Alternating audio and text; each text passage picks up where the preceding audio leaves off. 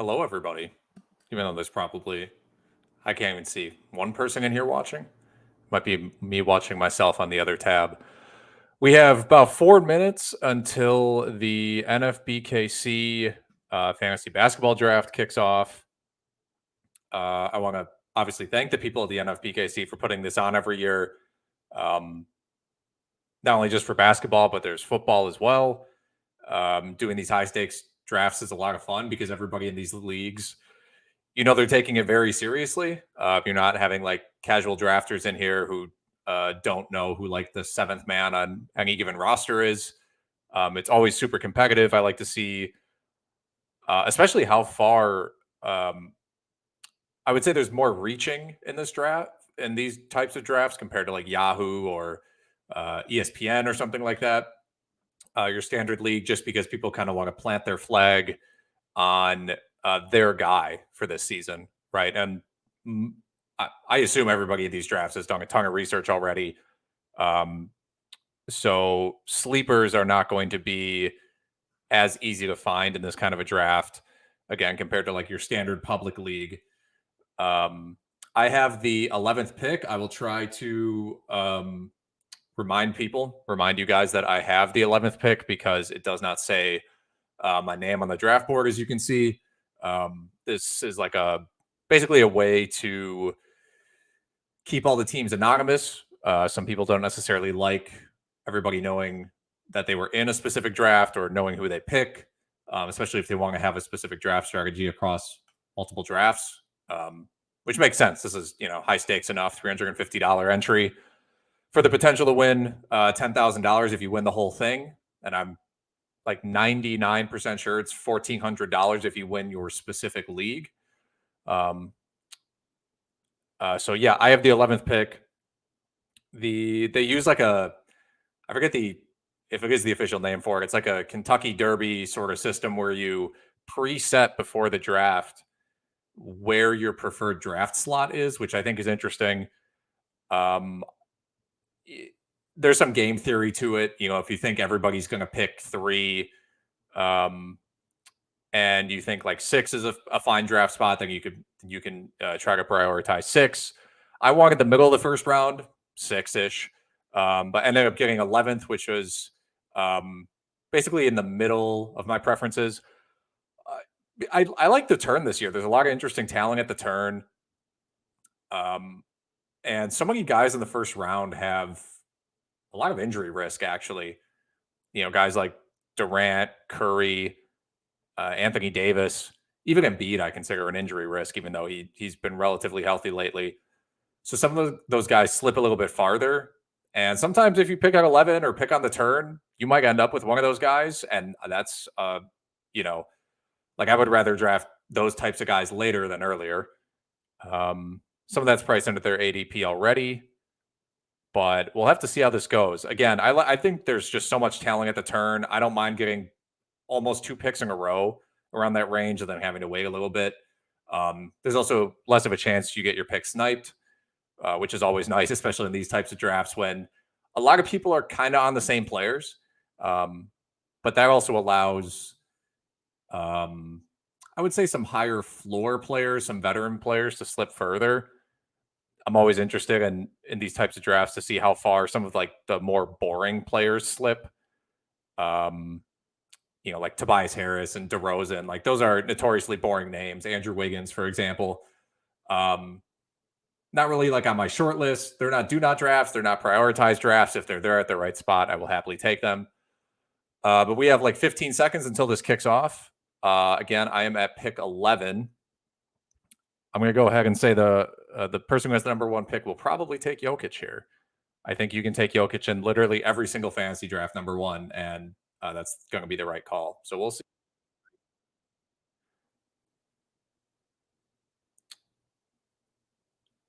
Yes, after 5 seconds of deliberation, we have Nikola Jokic coming off the board. No surprise there. Honestly, I think fantasy drafts this year after pick 1 kind of open up. I would say Embiid, Embiid's definitely the favorite at number 2, but you can go a variety of different directions after that. You see Shai Gilgeous-Alexander go 3, completely fine with that. I think some people are a little worried that last year was, um, he might pull back a little bit compared to last season, especially a kind of ridiculous free throw percentage. I mean, he's still a clear first round talent. I don't think you mess up by picking Shea Gilgeous-Alexander at 3. I think you would lose your draft for a lot of other reasons besides making that pick. We have Tatum at 4, Doncic at 5. I would say this is all pretty chalk so far. Halliburton goes at 6. I mean, Halliburton could probably go as high as 3, so it could take him and Doncic. And now I think this is where the draft gets a little more convoluted. I think this starts to really come down to personal preference and your willingness for injury risks. We have, that was pick 7, Steph Curry. Obviously has upside to be like the 3rd, 4th best fantasy player, assuming he can stay healthy. Lillard at 8, I would not do that. I'm going to be honest. But I am on deck. I don't know if you can hear that. There's a lady in my ear who sounds like a flight attendant saying that I am on deck. So we had Lillard go 8, Anthony Davis 9, Sabonis. I mean, I got Durant, Giannis, Donovan Mitchell available for me, Trae Young, bunch of guys. I'm just going to take Giannis. I'm not going to try to overthink this. I'm taking Giannis. He's going to crush my free throw percentage. It's a roto league, but in theory, I could probably still punt free throw percentage. But getting a talent like Giannis at pick 11, even with that concern, it's hard to feel bad about that. I'm pretty sure he wouldn't be there for me at 14, as concerned as people are with his free throw percentage. I'll say I'm actually hoping that would be crazy. Jaren Jackson goes at 13. I'm up again at 14. To me, this is between Durant and LaMelo. A ceiling play, I think, would be Durant. I feel a little safer going Melo. Durant and Giannis on the same team would be, again, you have some concerns about the games played. What am I going to do here? You know what? I'll go Durant. I would say drafting Durant, not my favorite thing to do. I've advised against drafting him, or I say I usually wouldn't draft him in the first round. But if he slips to me at 14, right after I get Giannis, maybe I'm leaning too much on name value to an extent. But having Giannis and Durant both on your fantasy team, I would say that feels like a pretty strong start to your draft, even if you have concerns about both of them, which are completely fair. We have Towns go at 15, which is actually, that's quite high, but I don't mind it. To me, he's more of like, I think I would take him 20. I think he's like a 25th guy for me. Especially, because I think Anthony Edwards is going to take over as that team's number 1 option. I'll touch on what I said about Lillard, though. Lillard, who went 8th, I want to double check that. He did. Lillard, to me, that's like his absolute ceiling were he to be the number 1 option in Portland again. And now he's a year older. I believe he's 33. He is going to be the number 2 option now to Giannis. He hasn't looked especially good in preseason. I'm not panicking or anything about Damian Lillard, but it has not, the Bucks have not been getting Damian Lillard a bunch of open looks or anything. And some of that, Middleton hasn't played in the preseason. The spacing's a little messed up. Lopez, I think, missed one of those 2 games, Brooke Lopez. So the spacing's a little messed up. Teams can focus in on Lillard and Giannis. But Lillard was basically for his whole career, first round upside, playing 36 minutes a game. I also don't think he's playing 36 minutes a game. You look at Giannis over the past 5 years or so, basically ever since Bud got there, he's playing 32.3 minutes a game. And so if Lillard is going from your number 1 to your number 2 option, he is now approaching his mid-30s, and his minutes per game could get reduced by as much as, 4 or 5 minutes per game. I mean, to me, he's a clear second-round guy, and I won't be surprised if Lillard finishes 28th this season. I think there are just higher upside guys even safer guys that you can take in that 8 range. Um, Jason asked me in the comments, if you punt free throw percentage, how much harder is it to win overall? That would be the only, what does it say, anti-Giannis question here. Yeah, I mean, I don't, so in Roto, punting is not as viable, but I think it's completely fine to punt a category if you want. And the thing is, you can shore up that category pretty well if you're drafting high volume free throw guys who shoot well from the free throw line to counter basically like what Giannis is doing poorly. Like Giannis is going to take 10 free throws a game. He's going to shoot 65%. But if you can get some other guys on your roster who take 5 to 8, maybe 9 free throw attempts a game, and they're shooting 80 to 90%, you're not getting killed on free throw percentage. You're not going to win the category, but I don't think you'll be dead last. And if you can just rack up enough counting stats in pretty much every other category, I think you're completely fine and can theoretically win the main event. But it is, for me, I'm kind of in that mentality of, look, I'm going to take Giannis and Durant just based off of talent, and I'm gonna figure out the rest later. I'm approaching another pick here. Coming off the board, we got a little behind. Jaren Jackson, Kevin Durant, who I took. Cat, Mitchell, Booker, Edwards, Ball, Wembanyama, Adebayo, Irving. Irving at 22. I think that's a fair spot for him. I think he has maybe first round upside still playing next to Doncic. But, and some people are like, they think his antics are over, if that's how you want to phrase it. But he was still a pretty injury prone player throughout his entire career, even before personal absences started happening. And again, he's older. He's in a number 2 role now. Again, 22 is fine. I wouldn't go any higher than that. But if you're an Irving guy and you want to draft him, just understand that even before the personal absences, like he was barely ever playing 65 games a year to begin with. And he has a groin injury to start the year. Although I don't know if I would I don't know if that like really impacts my viewing of him in terms of like where you should draft him right now. Last year, I actually managed to get Luka Doncic and Shai Gilgeous-Alexander, which is what helped me win my league, partially because SGA was dealing with a preseason injury and people were panicking about him. Plus, they thought OKC was tanking. So sometimes a preseason injury, if a guy's out for a week, it can really affect valuation of him. I'm up right now. Pick 26. Harden, of course, is still on the board. I will tell you right now, I don't want him here. Guys I like here. There's plenty of guys I like here. Garland's up for me. Markkanen, I think, is interesting, although maybe the Jazz are bad. I don't think they're going to be bad, but you have to worry about the tanking. Siakam is interesting. Maybe you worry about him getting traded into a smaller role. I'm going to take a safe pick. I'm just going with Darius Garland here. It's not an exciting pick, but I think it's about the safest pick you can make in this range. Someone who has second round upside. I should say he's like a third round guy. But if Donovan Mitchell gets hurt, there's plenty of opportunity for Garland to to have a big season, and then he could do that even regardless. This is third round reversal, I am remembering, so I don't pick again for a while. But my team as of right now, I'm drafting from the 11 spot. I have Giannis, Durant, and Darius Garland. I feel pretty good about that.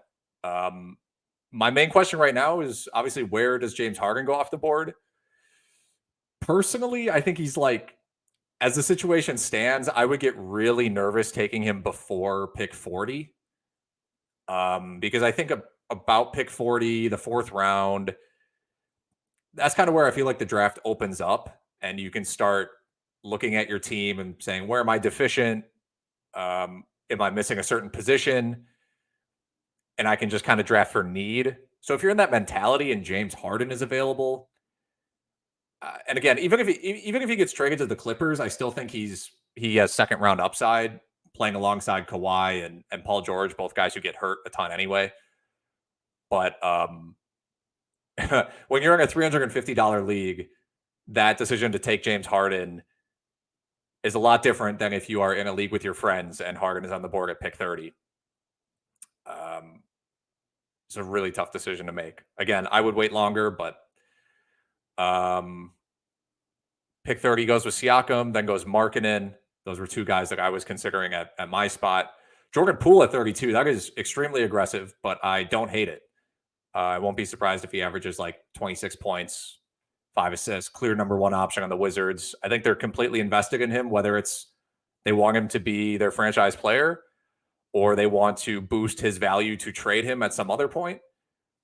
It's a really hard contract to trade, but he's very clearly their number one option. And I think in 8-cat, he ranked 50th one year. I think it was the year Steph was out. Poole ranked 50th in 8-cat value. So if you're assuming now he's in this number one option role in Washington, taking him at 32, I think on the surface seems crazy, but I would not really be shocked if he returned value on that at all. Kawhi, kind of a sticking point guy, comes off the board. Pick 34. I think that's completely fine for him. We saw him have first round upside. Basically after the second half of last season when he was healthy, he was playing out of his mind. He was playing like he was an MVP basically. In terms of what my roster looks like, I have 2 forwards and 1 guard. And so, it's probably a good idea for me to look into centers.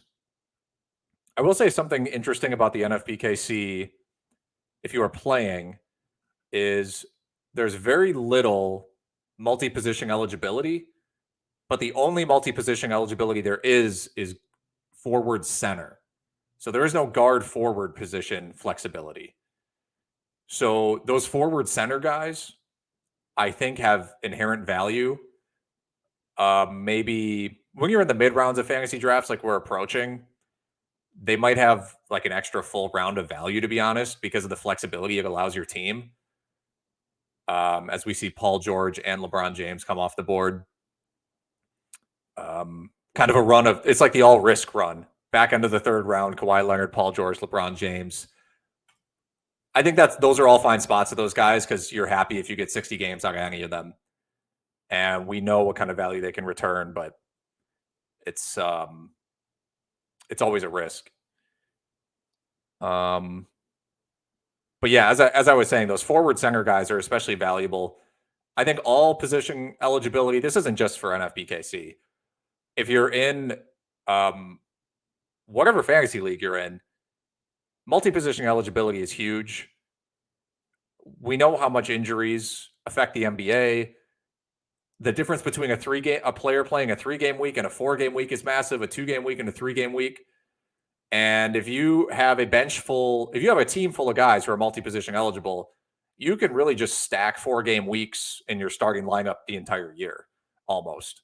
Especially if you got your bottom 2 reserve spots, bottom 3 reserve spots, whatever it is, or for streaming. I think it works especially well in salary cap formats where you can build a really balanced roster and also position flexible, and you are just basically maximizing games played every single week, which is a huge advantage in fantasy basketball when it's really not a factor at all in fantasy football. So I think people who are more into fantasy football, they kind of forget about the games played thing, how impactful it is in fantasy basketball and how you should sort of target it. James Harden comes off the board at pick 40. As I said, I would not draft him before pick 40. Hit the nail on the head there, and then immediately followed by Holmgren, who's looked fantastic in the preseason. I mean, his blocks upside alone, he's like Wembanyama. His blocks upside alone for 2+, maybe even 3 blocks a game is enough to draft him in this range. And then obviously you add in a quality offense, which I think Chet will have. For people who are in the gambling space, his points per game over under by DraftKings is 13.1. Personally, I would go over that, but even if he averages 13 points, I think it's going to be efficient. Again, the blocks and steals upside, his rebounding upside. I will say I feel like the concerns about his body have just like gone away. Nobody's talking about that. I mean, he missed an entire season, his first season, due to a broken foot. And he still weighs like 195 pounds despite being 7 feet tall. And I just have concerns about that. So like pick him at 41. I mean, I think that's fine upside wise, but I feel like suddenly the conversation has completely, nobody's even mentioning the fact that like his injury risk to me feels quite high. Walker Kessler goes 43 after Nick Claxton. So the two big block field goal percentage guys go after Holmgren. Maybe people are now realizing they need a center. They're panicking. We'll see if this next team, pick 44, drafts another center. Look at that. He takes Nikola Vucevic. Board, I'm on deck. Again, I'm picking from the 11 spot. This is interesting. So only forward eligible. I think you can make an argument that he could also be guard eligible. A lot of guards on the board at kind of at the top of the queue. As I mentioned, forward center eligible players are pretty valuable. This is kind of a tough move here. I think I'm deciding between Brunson and Jamal Murray. Really like what Brunson did last year, but Jamal Murray, I feel like this could be a massive year for him coming off the injury. New York has so much help. I'm gonna go with Jamal Murray. Maybe it's a little high at 47, but it's clear. I mean, the upside's clearly there. He was an absolute monster in the playoffs. This is the sort of argument that you could use, like that you were able to use in the past for like Donovan Mitchell and Anthony Edwards this season. It's like look at how much this guy produces in the playoffs. He's putting up monster stat lines when it matters the most. FIBA play as well for Edwards. And it's like that's a guy I really feel comfortable just banking on. As we see Jalen off the board, and then DeAndre Ayton at 49, a pick I definitely like. I think here there are plenty of options. Draft is very open at this point. Really starts becoming about is I'm going to do what I talked about earlier, and I'm going to draft a forward center eligible player in Julius Randle at the 50 spot, which I think is fine value. I think he was like a 6th-round guy last year, but he is forward center eligible. Obviously, I think that gives him a lot more. How many times am I going to say value in this show? It gives him a lot more value in a league like this where position flexibility is so thin, where centers, whether centers are a position of scarcity or not, I think the opinion varies. Like elite centers, there's actually a decent amount of elite centers. But I feel like the sentiment now is, look, maybe you grab an elite center early. And then there's a handful of centers that you can get around pick 100, like 90 to 110. If you just take like 3 of them, one of them is probably going to hit and you're going to be fine. So I think that's kind of the sentiment now on centers. But you can also kind of you can curb the entire conversation by drafting a guy who's actually a forward that has center eligibility, like I just did with Randall. Let's review some of these picks that also came off the board. As I was yapping away, I do want to touch on Ayton. I'm hearing a lot of like Rob Williams buzz after the trade. He's playing behind Ayton. I don't think you can, like, if you think Rob Williams is going to play 22 minutes a game, you probably think Ayton's playing 26 then. I mean, assuming they're not playing multiple, they're not playing both of them at the same time, which I absolutely would not do. If Ayton's going to see 32, 33 minutes a game, basically like he was in Phoenix, he has a chance to, be the team's second leading scorer, I think, behind Anthony Simons. And he's an excellent rebounder. I don't know about the shot blocking, but he's just such a high floor player. And I really don't think Portland's going to trade for DeAndre Ayton and then play him like 26 minutes just to see what they have in Rob Williams. I just don't think teams operate like that, especially with Rob Williams being such an injury risk. Like if you play Rob Williams 25 minutes a game, he's going to get hurt anyway. Zion, another point of contention coming off the board at pick, what was that, 55? I think that's fine for Zion.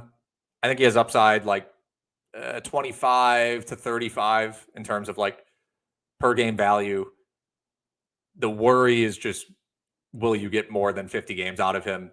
But I think that's a fine spot. I would honestly prefer him later. I can't remember if I've drafted Zion yet, but I don't think I would take him before pick 60. That's kind of the turning point for me. Lopez at 57. I have a lot of questions about Lopez this season. With the Bucks, Budenholzer's gone. I don't think there's a defensive system that was more set up to get Brook Lopez blocks. Like the drop coverage, Budenholzer basically constructed to turn Lopez into a blocks monster.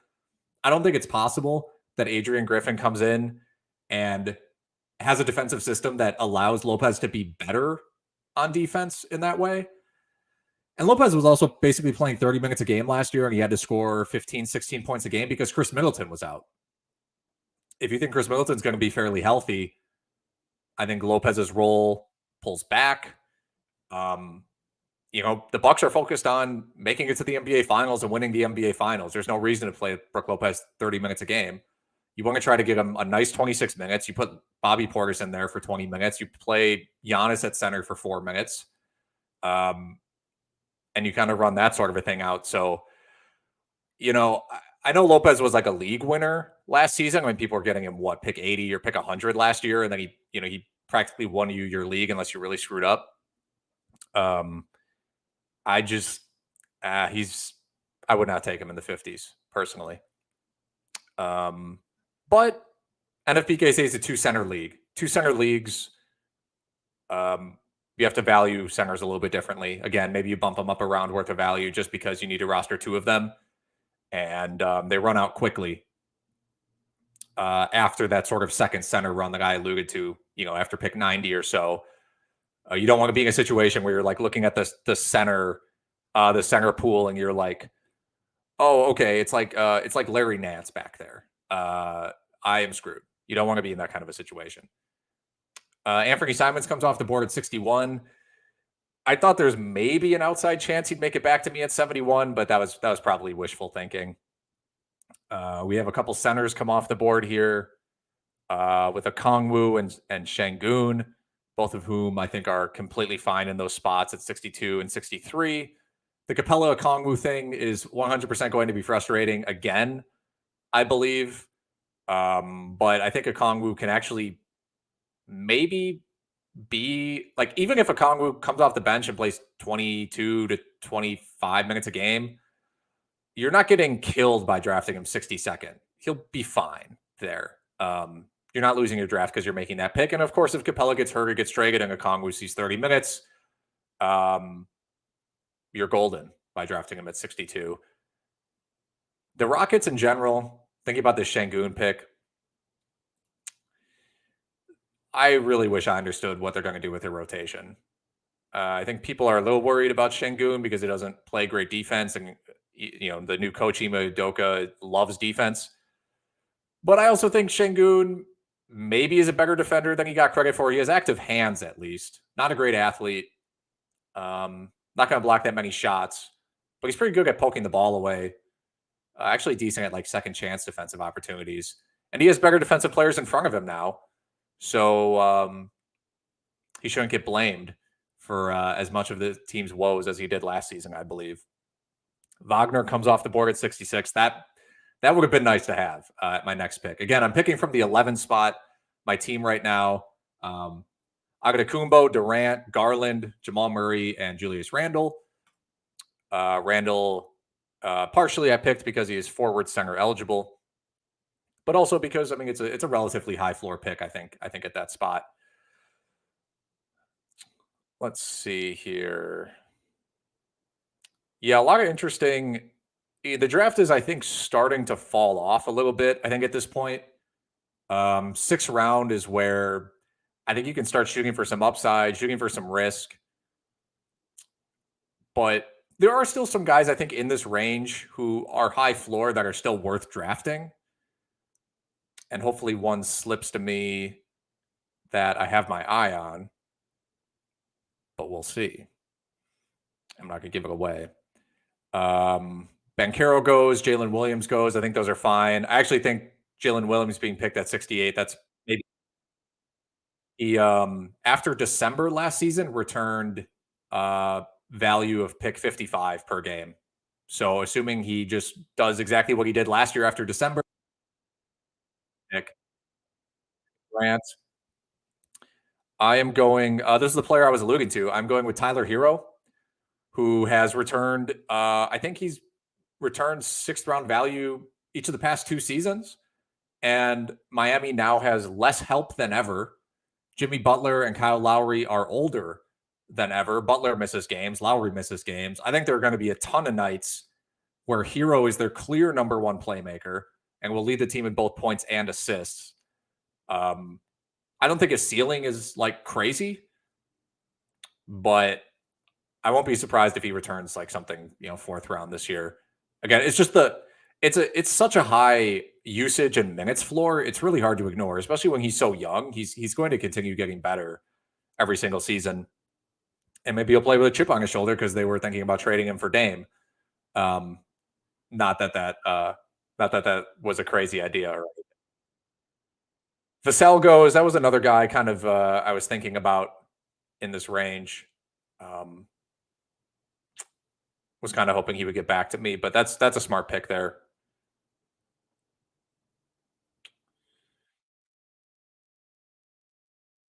I'm not sure I have to worry. I don't know if I need to get like a real center on my roster here. Hard to say. I'm trying to sort of suss out who's left on the board that could return like maybe fourth round upside. Not a lot of guys, let's say that way. I was thinking about Mark Williams there. I think this is also the Ja Morant zone. I'm not going to do it, but it is the Ja Morant zone. Where's the center situation here?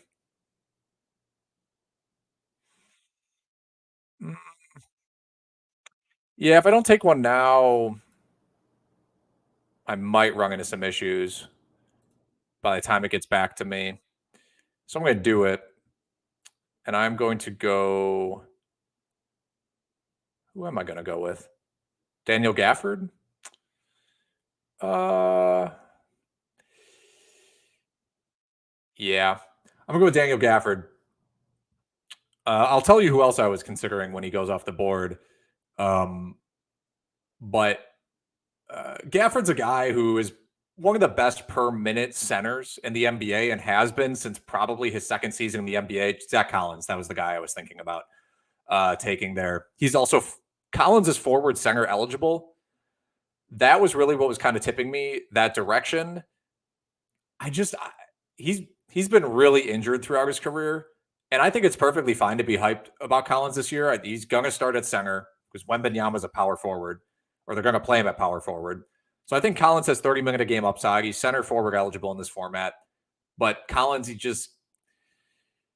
injury risk is too much. But I love the pick. I mean, it's a high risk, high reward pick.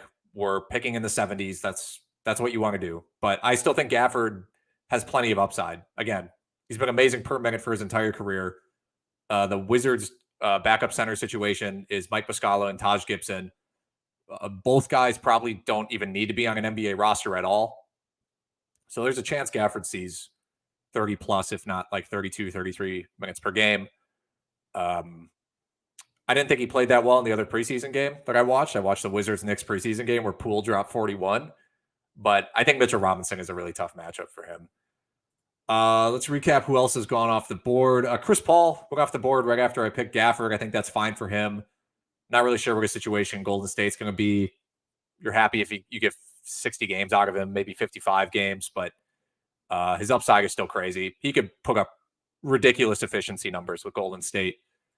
And of course, assists and steals. Although your chances for steals as you get older certainly decline. Then Cam Johnson after Zach Collins. Then Terry Rozier, who I think might be getting slept on a little bit this season. He was really, really good when LaMelo Ball was healthy. And I think a lot of what drove Rozier's value down last season, well, I know what drove Rozier's value down last season was field goal percentage and free throw percentage. Free throw percentage is pretty variable, but also Rozier was being asked to take a lot of tough shots that he should not have been taking. Like Rozier should not be your team's leading shot attempter or leading playmaker. And he was forced into that role, and that screwed up his field goal percentage. I think he plays better in the sort of number 2 role. I do like him there. And then we saw Jakob Poeltl go off the board. Another guy I was lightly considering for one of my centers. Tyus Jones, John Collins, Chris Middleton. I was actually considering Middleton at my last pick, the Gafford pick, because I think he still has maybe 5th round upside with Lillard there. John Collins, man, I have been a John Collins believer for a long time. I have screwed up a number of keeper leagues due to investing in John Collins a few years ago. And, before preseason, look, I still think Collins is a sleeper, quote unquote, but he has looked invisible in preseason. Like he's not even out there. And that really concerns me because the issue in Atlanta was that he was kind of invisible and didn't seem like he was really out there. And if we're running into the same issues in Utah where they have Markin in there and they have Kessler there, and I think they still like Olenek, they traded for him, but I don't know if they really feel like they have to play him 30 to 35 minutes a game and feature him. I think they just kind of want to see what they have. The Markkanen thing might be an aberration in terms of taking a guy who was undervalued and making him a star. Markkanen, he was an all-star last year, right? Played like an all-star. Now it seems like it's Talen Horton-Tucker's turn. But Keontae George is also there. Sexton's a sleeper. I mean, their roster beyond Markkanen, beyond Kessler is pretty confusing. And it's hard to invest in with any sort of confidence. Again, I don't hate picking Collins. I probably would have just waited until after pick 100 personally. I think there's just other guys you can get around this range with similar upside if we're adjusting Collins' upside based on how little he's done in the preseason. Preseason isn't everything, obviously, but when it's a usage thing, I don't care that much when guys miss shots as much in preseason as when they just aren't getting shots. And Collins just is not getting shots in preseason. Let's see. What do we have here? Chris Middleton, I mentioned. Scoot comes off the board. I think this is fine. Morant, Clay, McCollum. So we got some veterans, some high floor veterans in Middleton, Thompson, McCollum. Porter, if he plays 60 games, you're going to be happy you drafted him at 87. If he hurts his back attempting a layup like I watched him do on television a couple of years ago and then being out for the entire season, that is a problem. Maybe besides Zion, I think there's a lot of injury-prone guys in the NBA, but he is the reason he slipped in the draft is because teams got his medicals and were like, we simply cannot draft this man. He will get hurt and crumble. And he mostly has, but last season he was healthy enough, and the Nuggets won the title. So we'll see. Let's see, Buddy Hield. I don't like him at 88. He's coming off the bench now. Him and the Pacers didn't agree on an extension. I think when he's healthy, he's like a 6th, 5th round guy. Maybe. I shouldn't say when he's healthy. As a starter in the role that he was in, he has 5th round upside. He's no longer a starter. I just worry about him at this pick. I think there are much higher upside guys than him. Tobias Harris at 90, I actually love that pick. If Harden's not going to play, Tobias Harris becomes their 3rd offensive option unless Kelly Oubre thinks he's the number 1 offensive option. I don't know how much he'll play necessarily, but Tobias Harris at 90, that's really strong value. We're not quite in pure upside mode yet. Pure upside mode for me is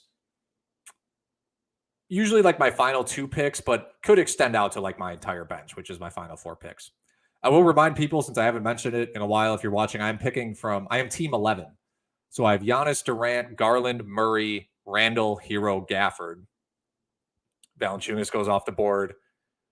There are certain guys when they go off the board, you know that a certain point in the draft has been hit.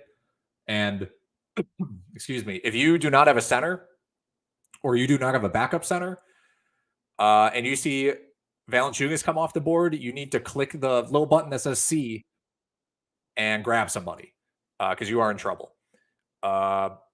Duran goes off the board. Again, another center. We'll see if this guy ahead of me picks a center. I have 2 centers in Randall and Gafford, so I'm not too worried. Position-wise, I'm thinnest at forward, but I don't necessarily feel like I have to play for positioning yet. This is a yeah, we're not quite the pure upside range yet. Another center goes off the board in Nurkic. I think will I do the same? Will I be another guy drafting a center?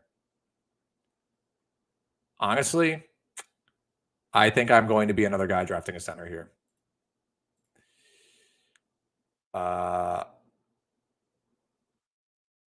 Let's see. A couple of decent options on the board.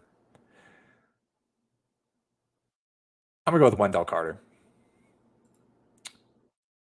He's an injury risk. I really liked how he's playing in preseason. I think he's one of the guys they're really committed to. And again, I'm looking at the center queue, and you can't see it, but again, it's pretty ugly. So I felt like I wanted to get that sorted out, and now I can start focusing a little bit more on upside and making sure I get enough other. Again, I'm a little short on forward, especially because I can play Randall at forward, so then that opens me up to more center issues. We'll see. We'll see how this plays out. We'll see. We'll see if this guy takes a center. He didn't. He took Asar Thompson at 96.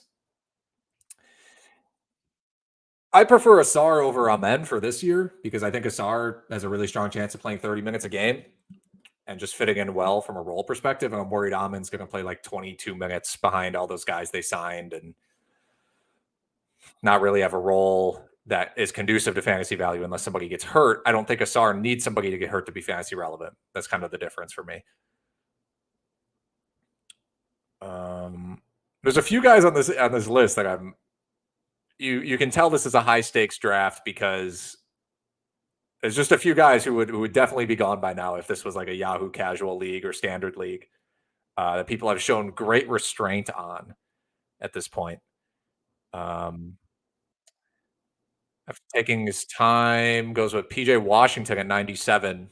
That's fine. I think PJ Washington's center forward eligible. So good value. I think.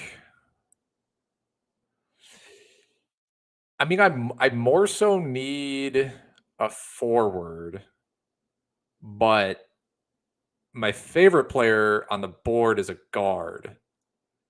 This is where things get a little. This is where things get a little dicey. Let me take a look at the list of forwards left. That is pretty ugly.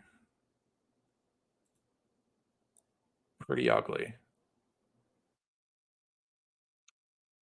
I'm going to go with Keegan Murray. I'm going with Keegan Murray because I looked at the forward eligible players left and got really scared. So the player I like to, I assume I think he's probably going to go off the board here.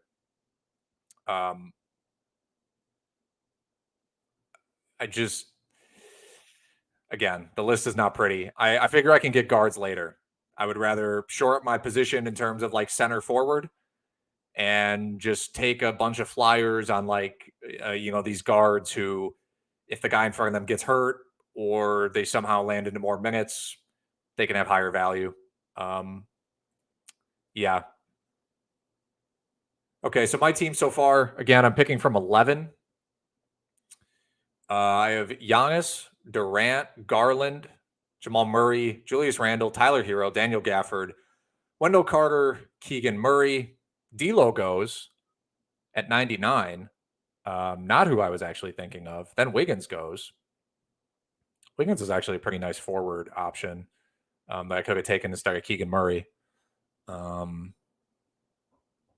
I think they have similar-ish upside for this year. Fultz is the guy. So Fultz goes at 101. That was the other guy I was looking at. Fultz was the top 100 player last year. The Magic are they were 500 last year when Fultz played. I got into some arguments. Got into an argument on Reddit with somebody, which is always that's just not how you want to spend your day. But someone who thought that the Orlando Magic are not trying to win games, that they will tank. He did not respond well to my comment that the Magic were 500 when Fultz played last year, and their entire roster will be better this season because they are all young. So I think Fultz is pretty much locked into 30 minutes a game. And again, he was a top 100 player last year, so it's pretty hard to argue with getting him. What was that, 100 or 101 or something? After Fultz, Derek White, who I do not like for this season, withdrew there, but at that spot is completely fine. Dinwiddie, hard to say with Ben Simmons there. He was excellent when he came to Brooklyn last season. Best passing stretch of his career. I don't know if that will hold up. Mitchell Robinson goes.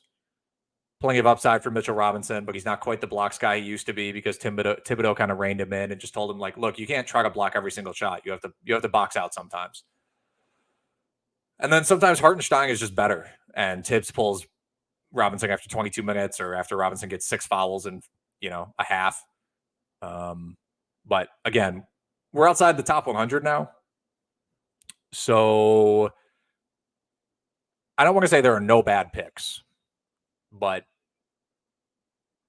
you can start shooting for the stars here a little bit. Mikal Bridges, excuse me, Miles.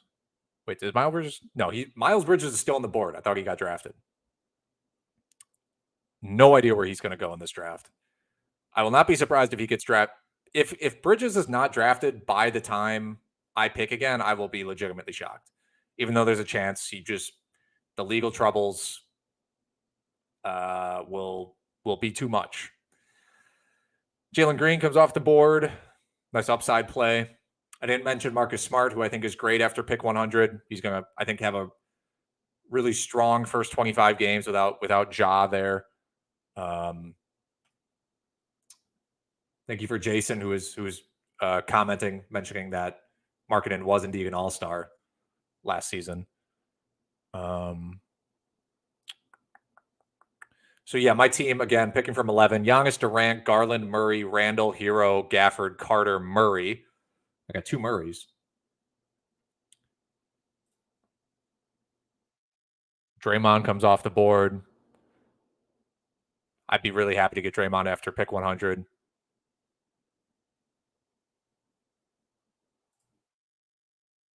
Only forward eligible. That is actually surprising. Why is Julius Randle center eligible, but Draymond is not? This is why you have to check. It's important to check. You don't have to do it necessarily before you draft. Like, you don't have to go into the pre-draft room and really dive in and see who's eligible to where. But keep that in mind when you're drafting and when you're looking at guys or you're setting up a queue. Like, in your head, you might be like, yeah, Draymond, center, forward, eligible, click. And then you're like, wait. Because every site's different. And some are going to label guys very different.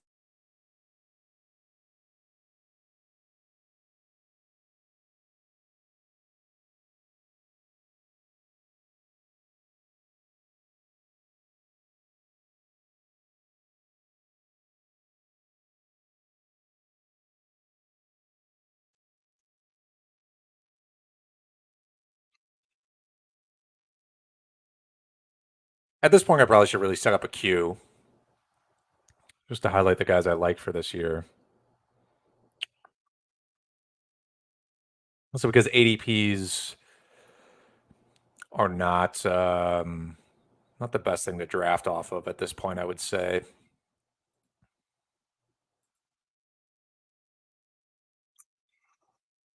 Again, you want to shoot for upside. Rob Williams, upside pick.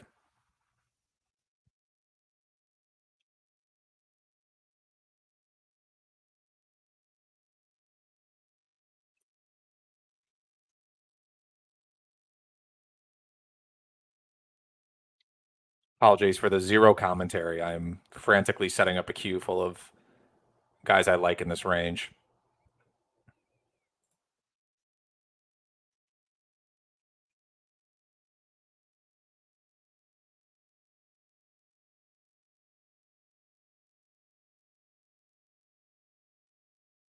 Jacob McDaniels, that's solid. I don't think he has a ton of upside, but it's a like nice steals blocks play. Shaken Sharp, that's not too surprising. He was in my queue. Um,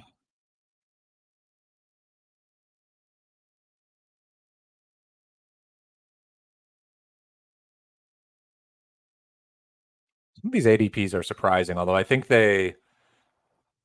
This is another good thing about setting up a queue, at least late when you're looking for like sleepers, upside guys. ADP at this point is not super reliable, partially because we have data in here from when the first drafts were going on, like before preseason. And preseason has changed so much, but the ADPs are not like weighted for recency or anything. So it's important to scroll down the list quite far. Like I'm in the 170s right now ADP, and I'm queuing guys up in the 170s, who I would consider drafting at 119, which is my next pick. All right, I'm coming up here.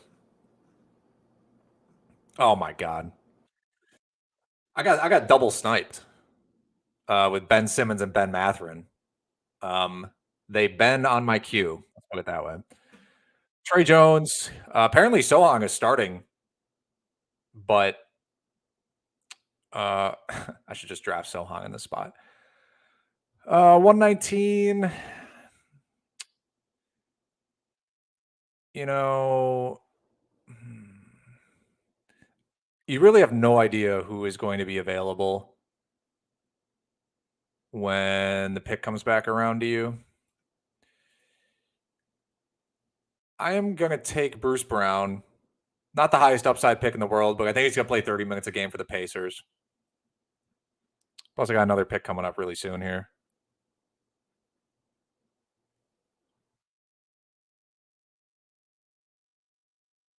But yeah, I'm still queuing guys up in the 180s on the ADP list.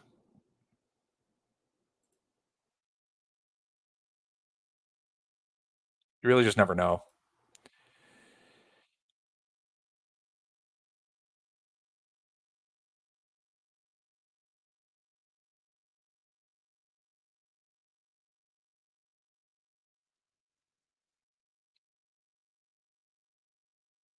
All right, Emmanuel Quickly. Like I love Emmanuel Quickly. The fact that they added more to their backcourt with Dante DiVincenzo is like, what are they doing, man? Like I get why they got DiVincenzo because he's good, but Quickly is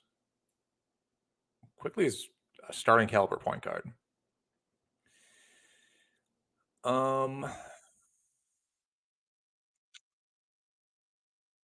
Yeah, this is tough territory.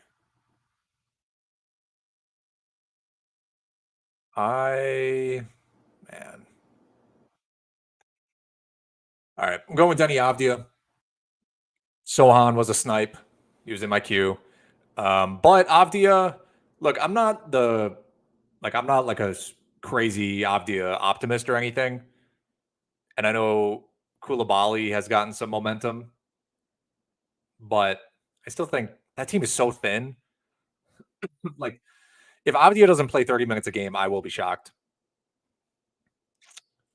But yeah, there were a couple other guys in my queue that I considered here. I'll mention them as they come up.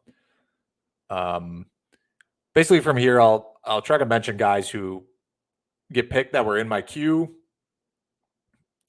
or that I really hate. Let's put it that way when they get drafted.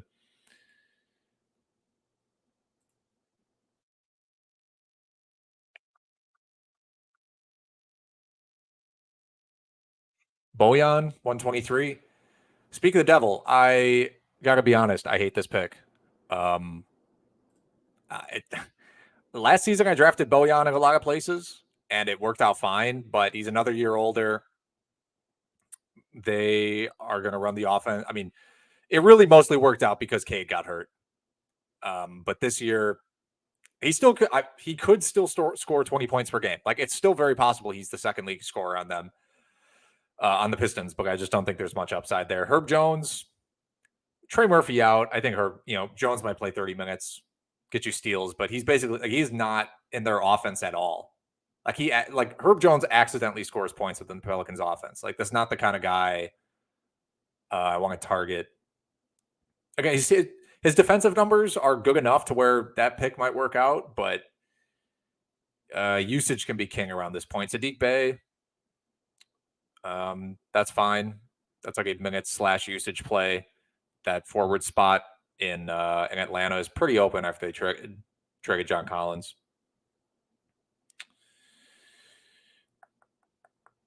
Are flying off the board now. Everybody's got a queue apparently. Schroeder, Brandon Miller.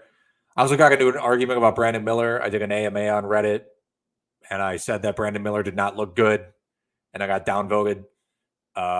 People really hated that opinion. Someone accused me of not watching Charlotte Hornets basketball.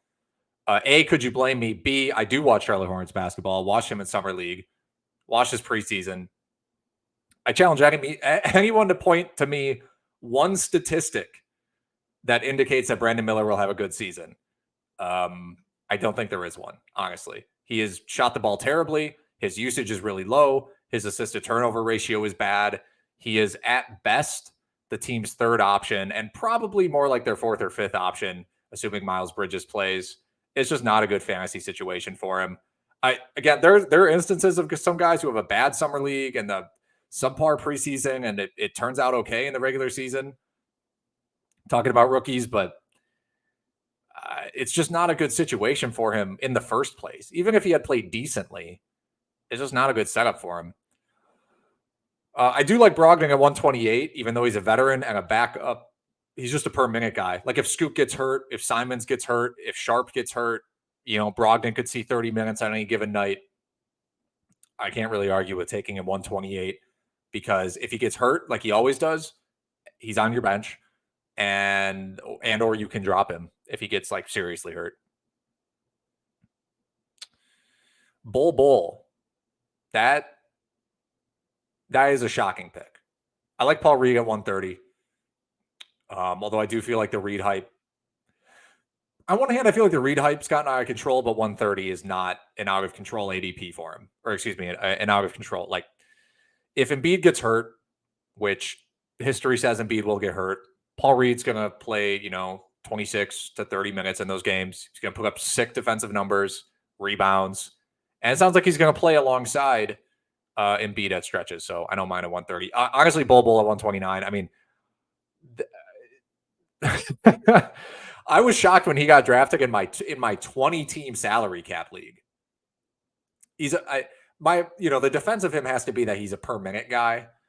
Like, if you give him 26 minutes, he could hit fantasy value, but I don't know where his usage comes from on this Phoenix team. That's just absolutely stacked. And I think they really like Okogie as a defender there. They have Watanabe. I mean, it's not like a nobody is excited about the Phoenix Suns backup wing rotation, but I would not be surprised if Bull is in street clothes more than he's on a basketball court. There goes Miles Bridges at 133. Actually, I'm shocked that it took that long. I probably I don't know if I should have picked him instead of Avdia. Maybe. Pure upside pick. I mean, you literally cannot lose at 133. So, and I don't know how many, some people don't want to draft guys for moral reasons. I don't think we have a draft of like 10 guys that think that way, you know?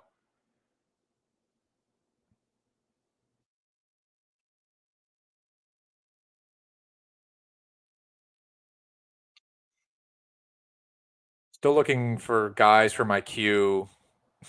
I'm in the 240s, and there's still guys who are like would not be insane picks. RJ Barrett, horrible roto player, but at some point, like I just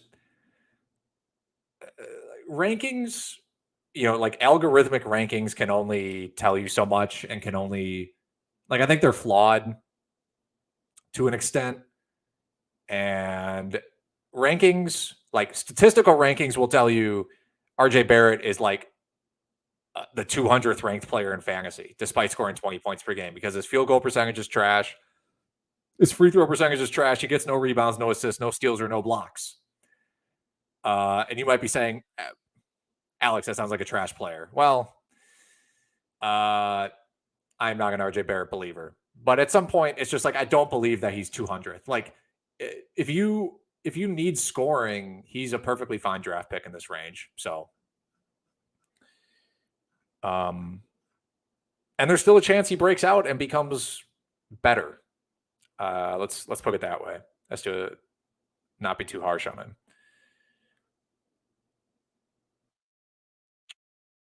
Ivy coming off the bench. It doesn't. I give him a small downgrade, but I was already worried about Ivy with Cunningham coming back, and he hasn't been like super impressive in preseason or anything. Ivy, Eason, I like as a flyer in terms of like we know Eason was one of the best per minute fantasy players. Again, take it if you're playing the drinking game where I reference per minute value. Go to the hospital. But Eason, if he can get 30 minutes, maybe even 26, he'll be worth rostering, especially in NFBKC when it's a fairly deep format.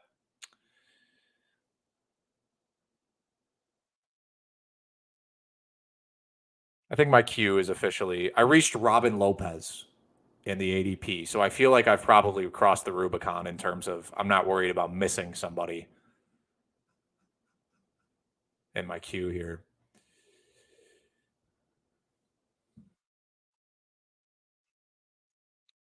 I still have a starting spot I need to fill out though. These NFBKC teams are deep.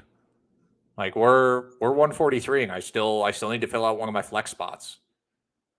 So like yes, you should shoot for upside, but it has to be I still think you should be shooting for what I would consider like realistic upside, which is kind of mumbo jumbo. But you can't I don't know if you can be drafting guys here who might rank 250. Like if there's a chance they rank 250, you're in trouble if you're drafting them to be like in theory be one of your starters. Um, you know,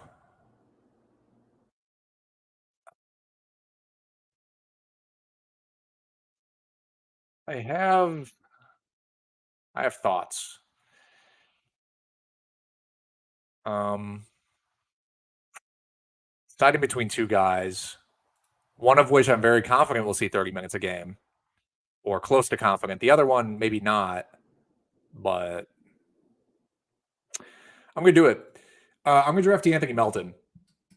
The Harden situation, if Harden sits out, if they can't find a trade partner, I think we're going to see basically a situation we saw last year when Harden was out and Melton comes in and he plays about 30 minutes, 28 minutes, whatever, starting ish minutes. He's one of the best steals guys in the entire NBA. I know they signed Beverly. I really don't think Beverly's that good. But this was also partially a bet on, I think, a little bit of game theory here. I think who I also wanted to draft will be there for me at 146 because he doesn't have as much. I think people will not perceive him as having a. That is absolutely true. As Gary Trent is there for me, still who he was the other guy I was trying to decide between. Gary Trent had a down year last year, but he's a 3-and-D guy, and the Raptors might be the worst 3-point shooting team in the league this season. I think they'll just need him out there to play functional basketball.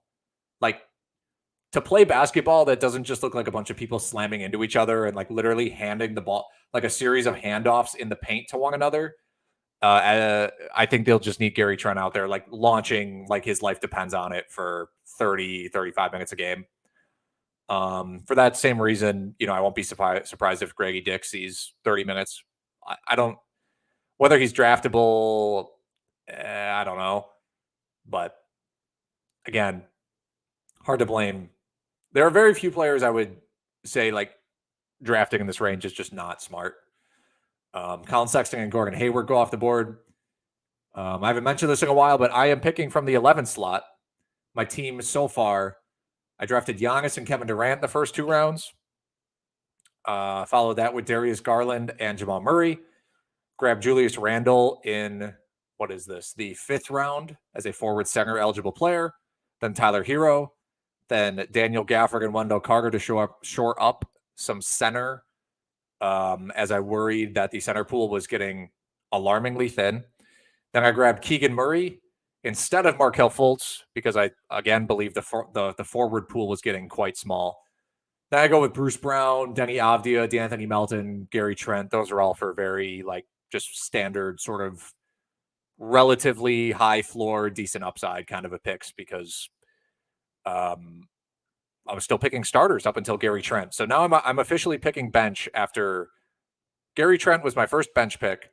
I have 3 picks remaining. So this is really where pure upside starts to come into play. But I think, want it to be realistic for my next pick, or at least a guy that I would be surprised if I had to drop. So that's kind of my goal for my next pick. Get a guy that would surprise me if I had to drop him. And then after that, I'm going to start swinging for the fences. A couple of guys in my queue. Almost all these guys. Let's see. Sexton was in my queue. Hayward was not in my queue, but I like that pick.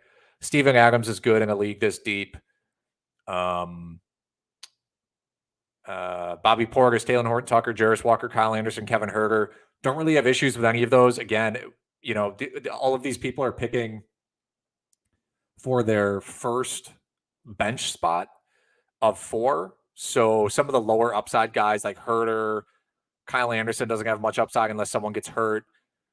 Bobby Portis is a pretty low upside player, as is Steven Adams. Gordon Hayward's going to get hurt. But you don't want a bench of you don't want to fill your bench with guys where it's like, well, maybe I'll drop this guy. If your last 2 bench spots are like that, fine, because I think you can realistically stream 2 bench spots in most fantasy leagues. But and that gets less viable the deeper the league is. If you're in a 10-team league and you have 4 bench spots, I think you could draft every single bench spot as a complete home run flyer because their waiver wire is so dense. So many replacement level waiver wire players that you can just stream. You could stream 4 bench spots all season and be completely fine. But this kind of a league is a little, again, like I've mentioned, you want some sort of floor until you get into those final 2 guys.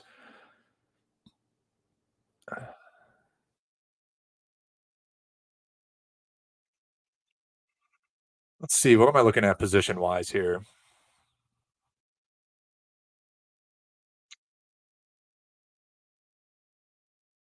I might. Do I need another center? I might need another center. So what I'm looking at right now, and let me do, because I have Gafford and Randall qualifies at center, and Wendell Carter. But I'm sure there will be plenty of times where I start Wendell Carter and Julius Randle, put Randall at forward.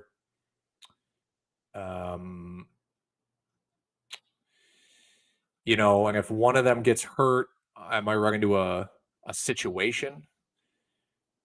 So I think from here on out, I probably want to start thinking forward center guys because I got Melton. Like if you look at my draft board here, it's like Bruce Brown, DeAnthony Melton, Gary Trent. Those guys are guards. And again, if I run into a situation where one of my centers gets hurt, I'm going to be a little short on forwards. Yeah, I think I need some forwards here. So let's jump into the forward pool and maybe add some guys.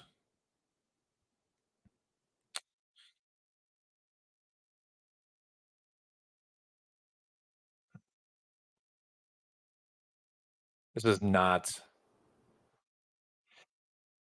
again, this is not an encouraging group of guys that I'm looking at. So this is, you don't want to completely like mismanage I don't think I mismanaged my positions. Another forward probably would have been good before this, but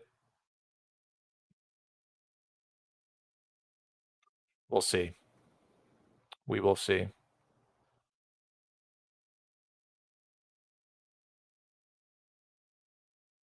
Why?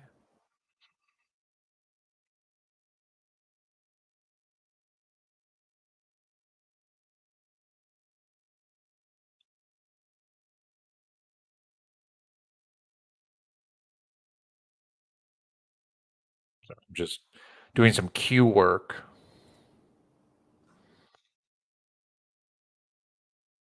I mean, there's some low upside forward we take here, which I may actually do to be safe, even though I really don't want to.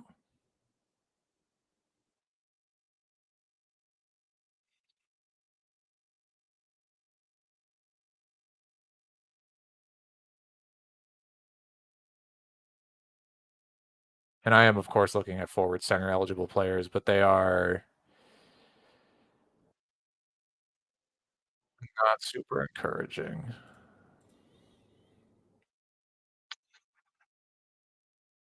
Hmm.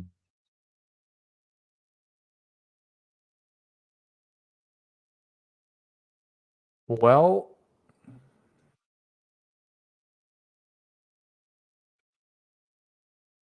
huh.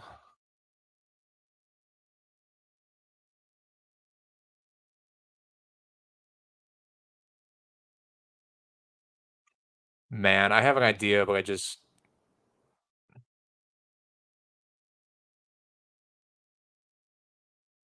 worry. You know what? Let's just do it. I'm drafting Trey Murphy, who is going to be out for a month. Um, but getting him at 167, I think he has like eighth round upside.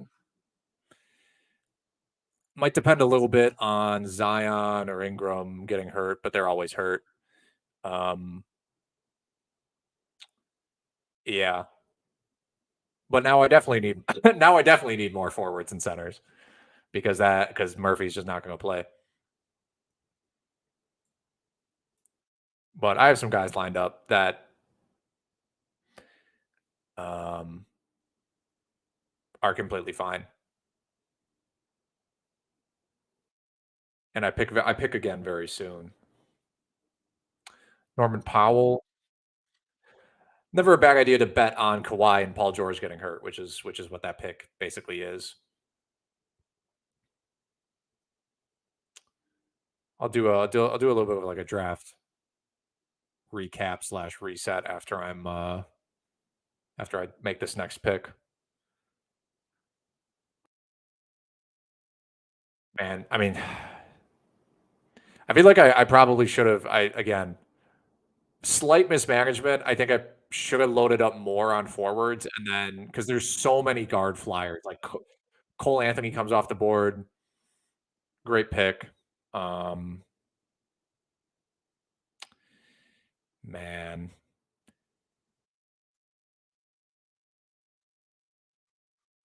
I don't love doing this, but I think I need the flexibility. Drafting Kelly Olynyk. Despite John Collins being there, despite Walker Kessler being there, despite Lauri Markkanen being there, despite rookie Taylor Hendricks being there. Again, he's forward center eligible. Again, that gives me the flexibility I need after taking Trey Murphy. It's just good to have that. And Olynyk is a proven, again, get ready for it if you're playing the drinking game, great per minute guy. So if John Collins just doesn't work out the way they want to, if any of those front court guys get hurt, even if Olynyk is playing 20 minutes a game in a league this deep, if they're on a 4-game week, it's not a bad start. And that's kind of what I'm considering with some of these picks. Like, if this team's on a 4-game week and this guy's seeing he only gets 20 to 25 minutes, is he startable? And like, absolutely, Olynyk is startable.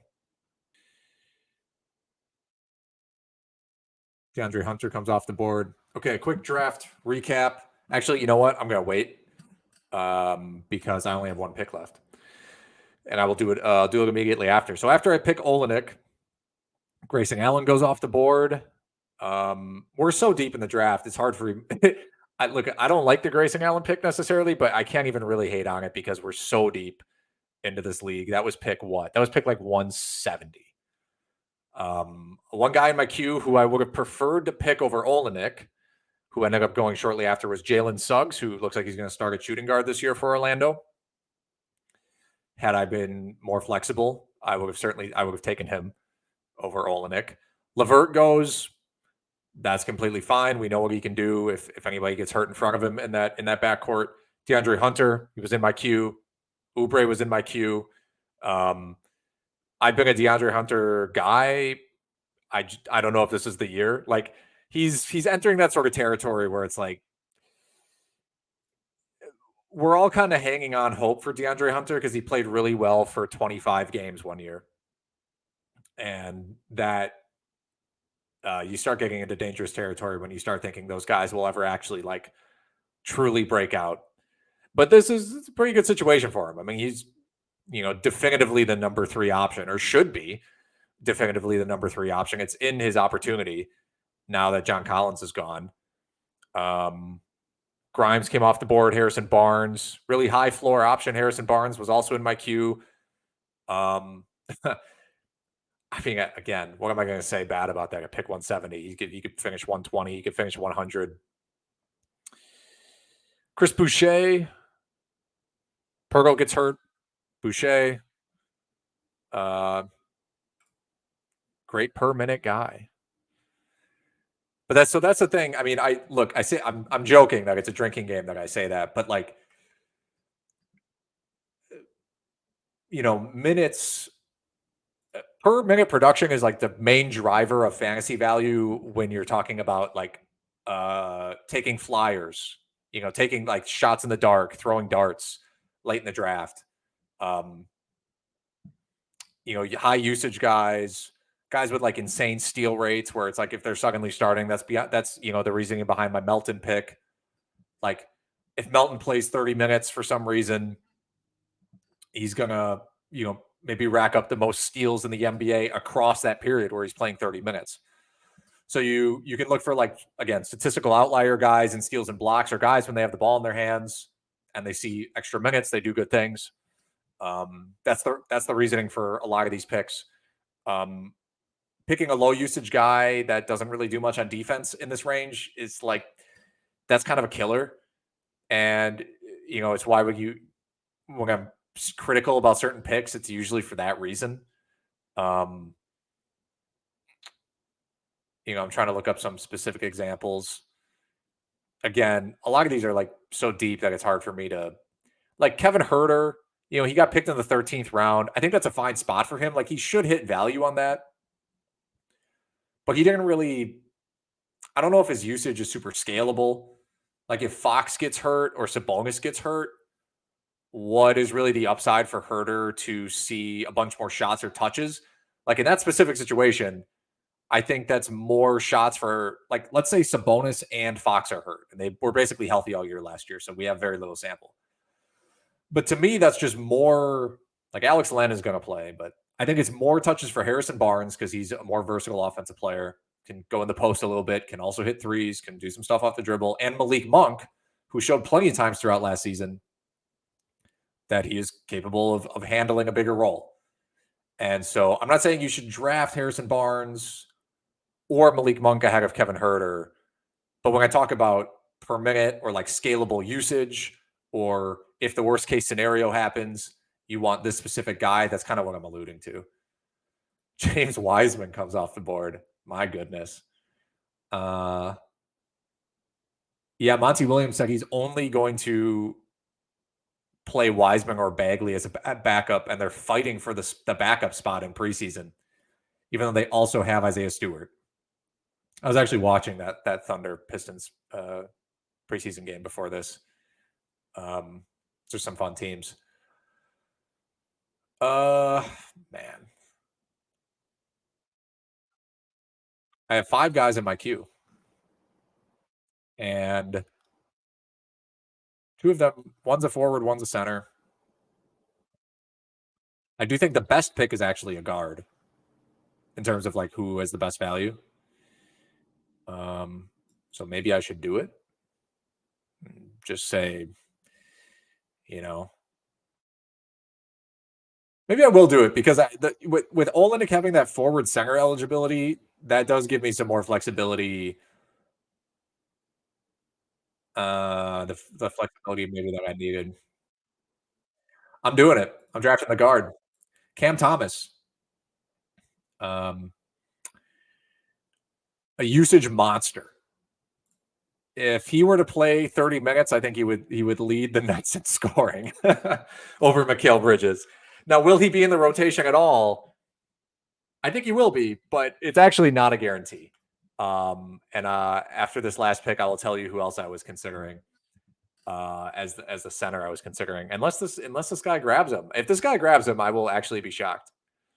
I will shake this man's hand. I will find a way to virtually shake his hand and say that his thinking is excellent. He's taking his time. Who's Mr. Irrelevant in this draft? Malik Monk. The aforementioned Malik Monk. I actually love that pick. It's not the guy. The guy I was thinking was Charles Bassey, backup center for the Spurs. Because Wembanyama's playing power forward, and Zach Collins, who's playing center, is injury prone. And Charles Bassey showed us a lot last season when he was given the opportunity. So if Zach Collins gets hurt, Charles Bassey. Sometimes some of these picks, when you're late in the draft, I'm completely fine. Like, it's a completely valid strategy to just draft a guy with the mentality of, if the player in front of him gets hurt within the first week or 2 of the season, will this pick be good? And I think that's a completely fine way, because the first 2 waiver periods of the season are a mess. I shouldn't say a mess. They're chaotic. They're extremely active, right? When we see what the rotations actually are, that first 1 or 2 waiver periods are massive. But you can completely just play the card of, like, what if he didn't get drafted? What if Nikola Vucevic gets hurt in the first week of the season? Who's going to be the biggest waiver ad of and let's say he's out for 2 months. Who's going to be the biggest waiver ad of the entire, maybe of the entire season? Andre Drummond. So, like, if you draft Andre Drummond with, how deep is this league? My goodness.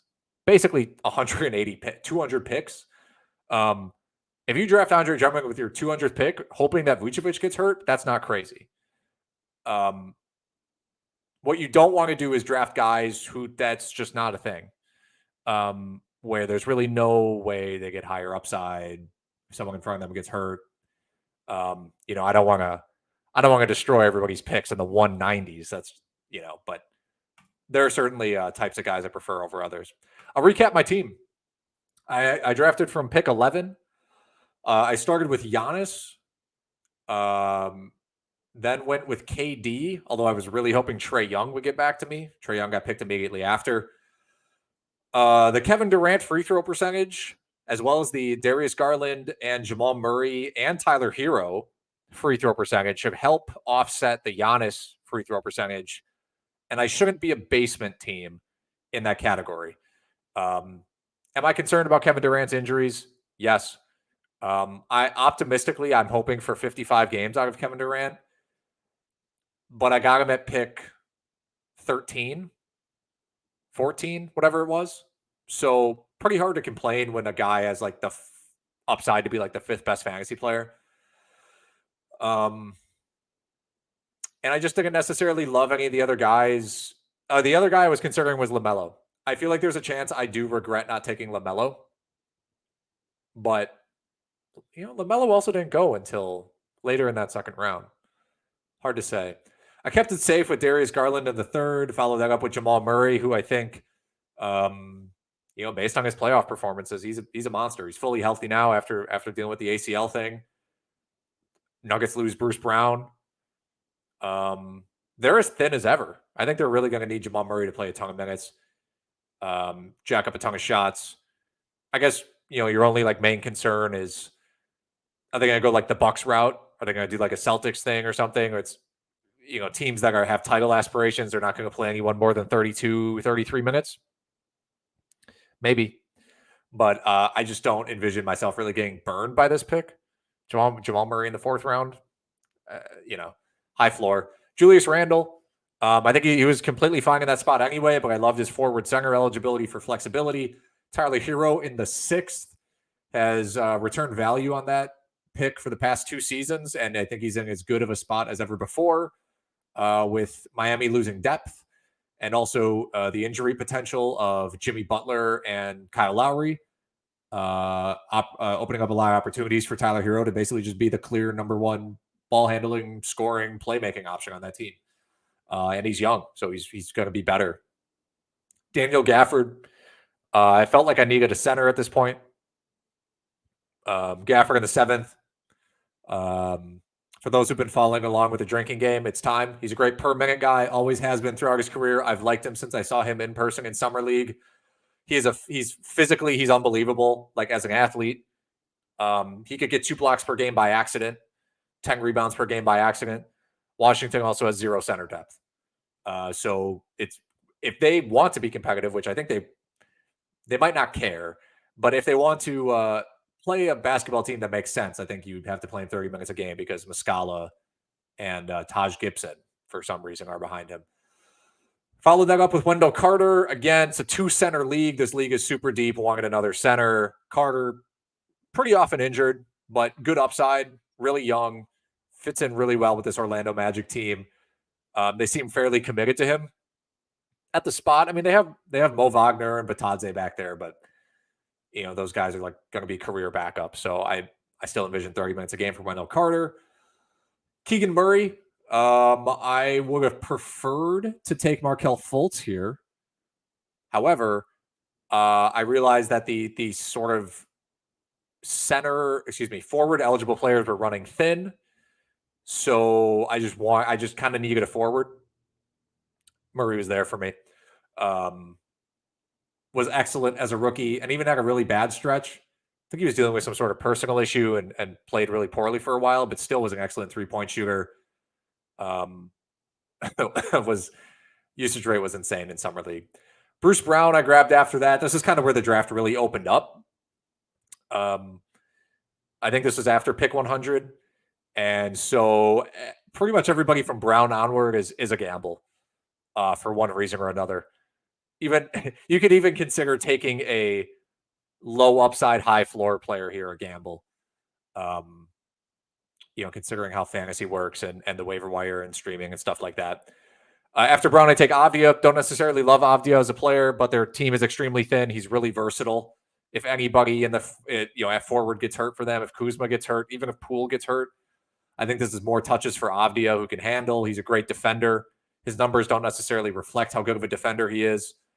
But he should be out there for the team as long as the games stay competitive, which is definitely a big if with Washington. Melton I grabbed because of the Harden situation. If Harden doesn't play, maybe Melton sees 28 minutes a game. If he sees 28 minutes a game, he is worth starting because of his steals upside. I don't know why they signed Patrick Beverley. I'm honestly not that worried about it. Melton proved last season he's just a really good winning player. He's been proving that since he was in Memphis behind Ja Morant. So Gary Trent after that. Raptors have no 3-point shooting. Gary Trent is a great 3-and-D player. Both his 3-point shooting and his defense fell off last season. I'm hoping for a little bit of a revival. Very happy just to take him to the 13th round because you could see 30-plus minutes for a team that desperately needs 3-point shooting. Trey Murphy. I would say this is somewhat a risk just because of how deep the league is. And, using a roster spot, excuse me, on a guy who's going to be out a month, a little sketchy. But I think he can be like a top 80 player when healthy. He was so good as a 3-point shooter last season. Great athlete. We'll see on that. I might get buyer's remorse on that. It's very possible. Kelly Olynyk. I mentioned at this point in the draft my forward center eligible players. I was a little worried that I didn't have enough. So Olynyk was eligible at both. Gives me some flexibility. I know their front court's a little bit of a logjam. Collins hasn't impressed me in preseason. Either as Taylor Hendricks. I think Utah wants to win games. Olynyk helps them win games. His stat lines are very he's good enough at everything, offensively. He's a good shooter, passer, rebounder. Again, 20 minutes a game on a 4-game week, he might be startable. Cam Thomas, complete flyer pick.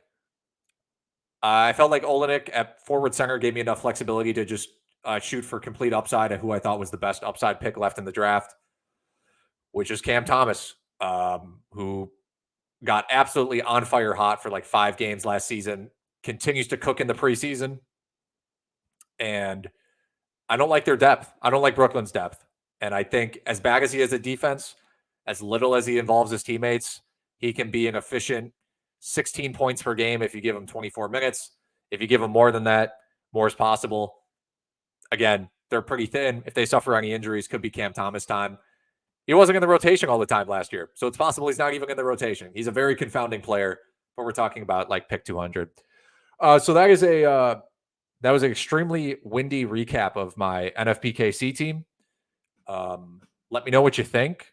There are a lot of good draft picks made in this draft. This is actually really a difficult group of guys to draft against, which is what you expect in a $350 league with this kind of with the upside you can win if you win the league. So thanks for everybody who stuck around.